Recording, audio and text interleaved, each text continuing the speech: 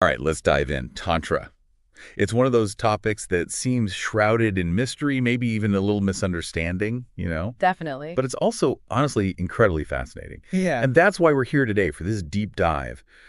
We're going to explore the world of Tantra. We've got some really cool excerpts to guide us from a text called Understanding Tantra, a path of spiritual transformation. So we're going to try to unpack some of the core concepts, clear up some of those misconceptions, and hopefully walk away with a better understanding of what Tantra is all about. Sounds good. And one thing that I think is so remarkable about Tantra is how it kind of flips the script on how we normally view spirituality. Hmm. It doesn't limit the sacred to those mountaintop retreats or those super formal rituals. Yeah. Instead, it suggests that every single experience that we have, like even the stuff that seems really mundane, holds the potential for enlightenment. Okay, now that's a pretty radical idea. So you're telling me grabbing a coffee or, I don't know, folding laundry could be a pathway to spiritual growth. Tell me more. Exactly. I mean, Tantra has these really ancient roots dating back like over 1,500 years. Wow. And it's woven into both Hindu and Buddhist traditions. Okay. The word Tantra itself actually means woven together. It emphasizes this concept of interconnectedness. Yeah. It sees the universe as this intricate web of energy where everything is linked and everything, and this is key, everything is divine. So instead of separating the spiritual from the everyday, like we often do, Tantra is saying it's all intertwined. That's pretty different. It is, and it has these really profound implications for how we actually experience the world. Can imagine. If we truly believe that everything is divine, then every encounter, every sensation, every moment becomes this opportunity to connect with something way larger than ourselves. Wow. I'm starting to see why people are so drawn to this. It's not about escaping reality. It's about experiencing it in a whole new way. Precisely. It's about recognizing the sacred in the ordinary. And this idea of a really vibrant, interconnected universe also leads us to another core concept in Tantra that I find super fascinating, Kundalini energy. Yes.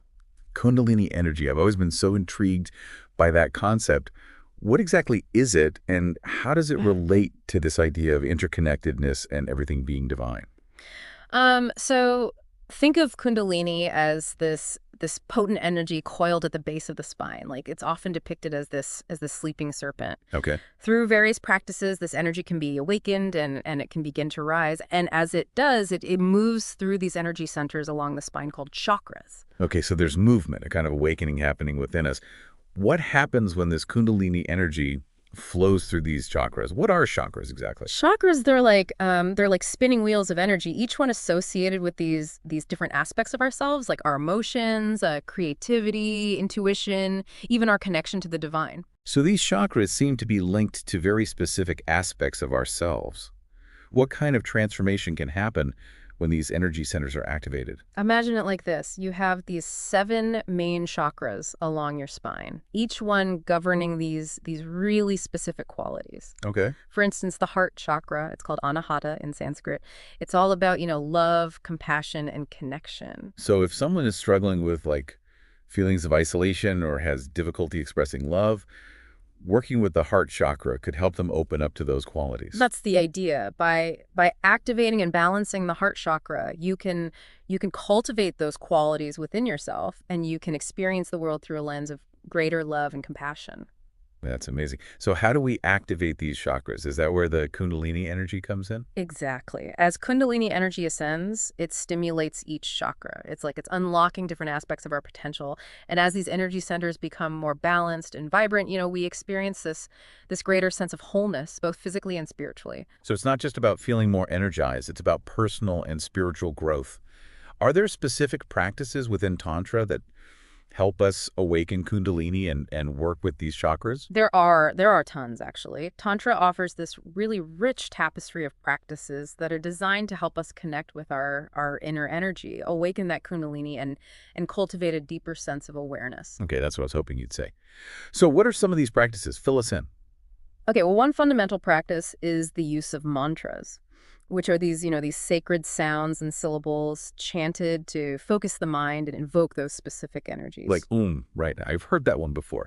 But what's really happening when we chant these sounds, is it more than just a vocal exercise? It's far more than that. In Tantra, sound is considered incredibly powerful. It's a vibration that can actually like shift our consciousness and connect us to these subtler realms of existence. So when we chant Om, we're actually aligning ourselves with the universal vibration. That's pretty cool. It is. And Yeah. then different mantras have different frequencies and correspond to different aspects of our being. Oh, interesting. Some mantras are for cultivating peace, others for invoking strength or clarity. So it's like having this sonic toolkit for personal transformation. I love that.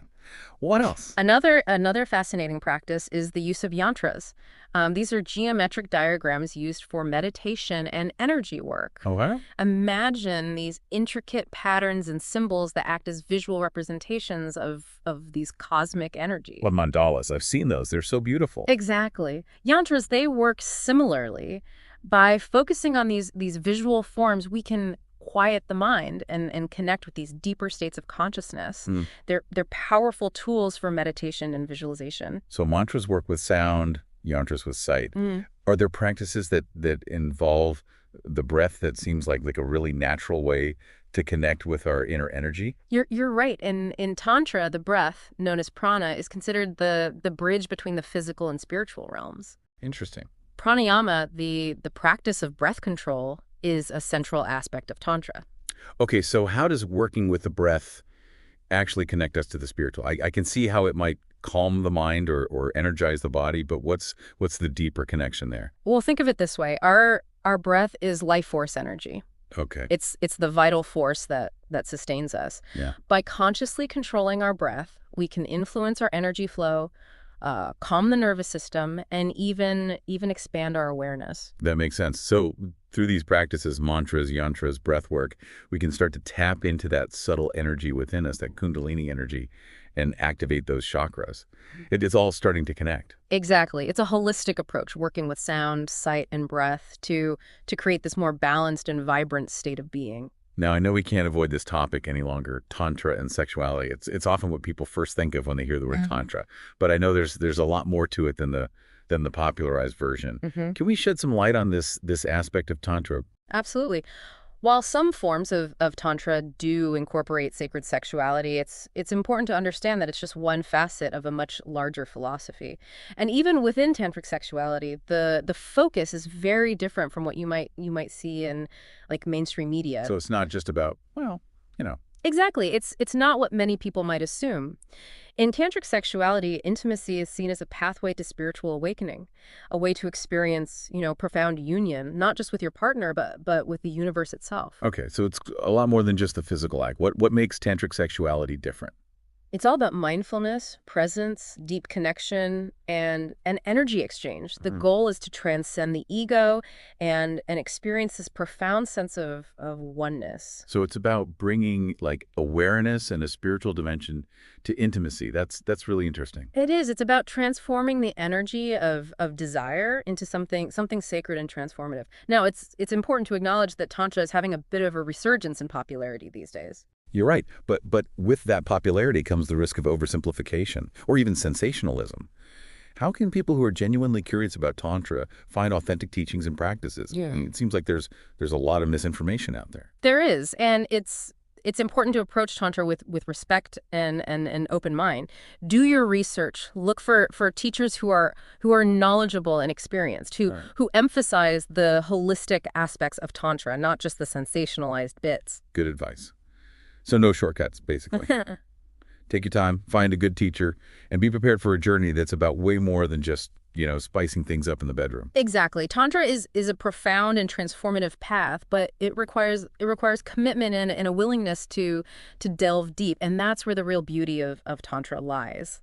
So let's recap what we've learned so far. We've discovered that Tantra is about unity, about seeing the divine in everything and everyone. It's about embracing all experiences as opportunities for growth. We've talked about kundalini energy, chakras, mantras, yantras, breath work, and even the often misunderstood role of sexuality within this ancient tradition. It's a lot to take in, but hopefully it sparks some curiosity and a desire to learn more. Definitely. Now, what about the listener out there who's intrigued by all this, but maybe not ready to commit to formal practices? Can they still incorporate some of these tantric principles into their everyday lives? Absolutely. I think it gets to the heart of what makes Tantra so relevant, even if, someone isn't interested in like the more esoteric practices. Right. Tantra, at its core, is about awareness.